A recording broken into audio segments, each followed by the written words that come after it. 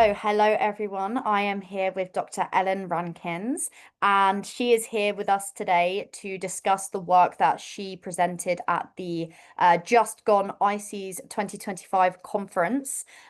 Firstly, can you just introduce yourself and also how you found the conference? Yes, I would be happy to. So, like you said, my name is Ellen Rankins. I'm currently a postdoctoral fellow at Colorado State University with the Temple Grandin Equine Center. So my research has always focused really around horses in equine-assisted services. And I actually found ISES during my master's program. So my mentor during my master's program was a part of ISES, very involved in equitation science and the research going on. And so as a graduate student, she was like, you should go to this conference. You should go meet people in this field. It will be very relevant to what your interests are in the research that you'll do in the future. And so that's how I came to be a part of equitation science. Wonderful. The ISES conference is really the place to do it. It was actually my first conference, even though I've helped a lot with the past few conferences, and I really regret not going to the ones prior to this year's because the networking, the people, and the content is just incredible. So I'm really glad to have met everyone, including you there. So is it all right if you just talk about the work that you presented? I know it's going to be quite hard to talk about in a few minutes, but just your key summaries and what you guys found and what you've been looking into. Yes, I'd be happy to. So the research I presented there is some work we're doing right now looking at weight carrying limits in equines, primarily horses that are used or participate in equine assisted services. And so that could be adaptive or therapeutic riding. That could also be therapy services that they're working in. It's obviously all going to be mounted work if we're talking about weight carrying limits, because they're actually being asked to carry a rider or a client during those sessions. And so just looking at kind of what general practices are in the United States right now to get a baseline for where people are at and what they're actually using in those assessments. And then hopefully using that to build a platform for further research moving forward as to what we should be investigating in this area to help centers in making those types of decisions. And just reading your abstract and also listening to what you had to say, I was really fascinated just by how many different approaches there are to setting weight limits. I know there's the kind of looking at it kind of by eye, but with your examples from fixed numbers to individual protocols factoring in age, condition, or even a horse's back length. It sounds like there's no single agreed upon standard. Is that kind of the picture your study painted? Yes, that is very much so. That it's a very mixed basket. People are doing things all over the board. So, like you referenced, some people are just doing it by observation, or this is what we have experience with, and this is kind of what we're doing. And it's just very general for their facility as a whole, whereas others are doing it more per specific horse and looking at all of these different factors like age and back length and weight of the horse and their fitness level. But it's not like there's one set of variables that every single center is using. We're seeing that different programs and different centers are using different things in those evaluations. Definitely. And so from based on your study, where do you hope this will go? What are the future directions of this? Yeah, several future directions. So this is actually part of a larger study that is still ongoing. So next spring, we'll actually have data coming in on, we've asked centers to use somewhat a standardized protocol. So they are all assessing the same variables and then going to ask them about their experiences with using that. Was it actually helpful? And if not, why not? And if so, how was it helpful for them? And kind of any barriers that they experienced in that process of using it. So hopefully we'll have some follow-up data to report on that in the coming year or so.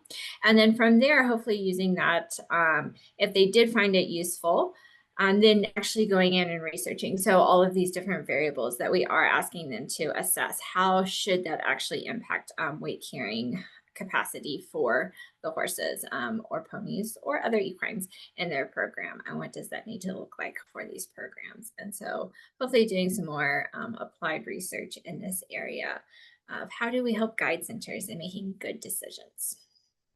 Definitely. Well, I think that's definitely needed with the new work that's been coming out on equine assisted therapy or services, because it's been so focused on the human side for so long, which has incredible benefits, and it really, really does. But we're now starting to really consider the horse side, which is 50, well, the majority of the therapy and the service is the horse. So we really need to be looking out for them in that sense. So would you say, I would say there was one thing I found interesting was the mix of accredited and non-accredited programs in your sample. Is that right? Yes, it was. And that was actually one of our most surprising findings. I sat with that for a while and I was like, this is not what I've expected. I will say of published literature, at least in the United States, this varies somewhat country to country, obviously, because the structure for equine assisted services is very different from country to country when we start looking internationally. But in the United States, most surveys have concentrated on populations that are specifically accredited or certified. So if we're looking at instructors themselves, they're certified versus programs being accredited, and have used that as part of their inclusion and exclusion criteria, that we're only getting those that are certified or accredited. And in this survey, we did not have that as one of our inclusion or exclusion criteria. They just had to be out there doing the work. And so that was a very surprising finding, that we found there were quite a few centers and programs that were not accredited by an organization. And yes, that was surprising. So thinking about then, how do we provide education for those groups of people? Because most of the education in this area is coming through those organizations that provide credentialing. And so if they're not a part of those organizations, then how do we reach them with information and with resources that are going to be helpful to them? Definitely.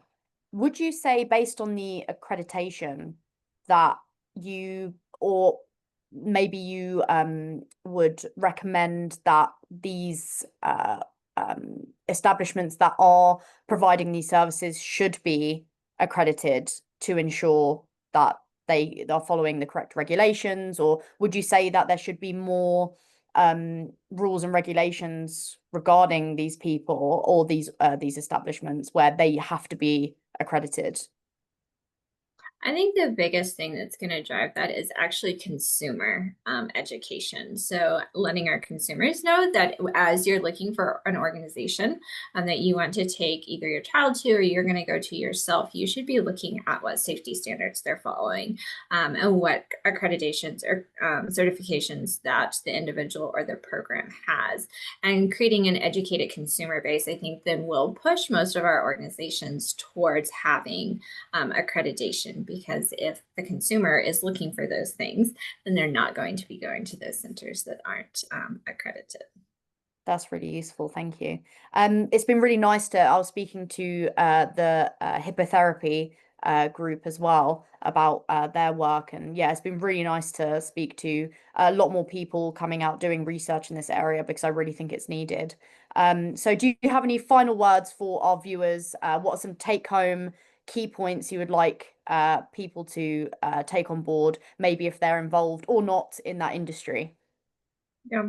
I think the biggest thing is just kind of the focus of equitation science itself, right? Keeping the horse and its welfare and its well-being at the center of everything that we're doing.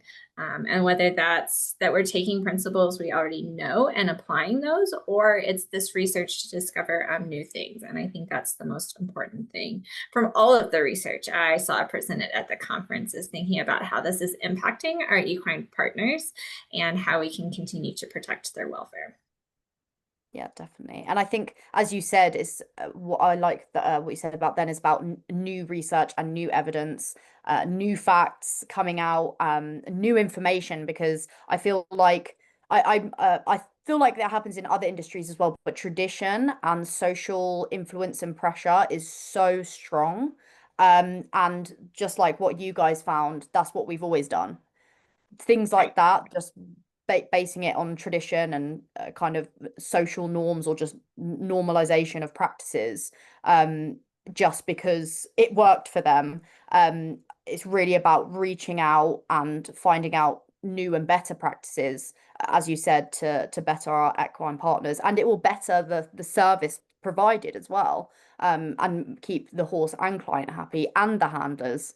So yeah, I totally agree.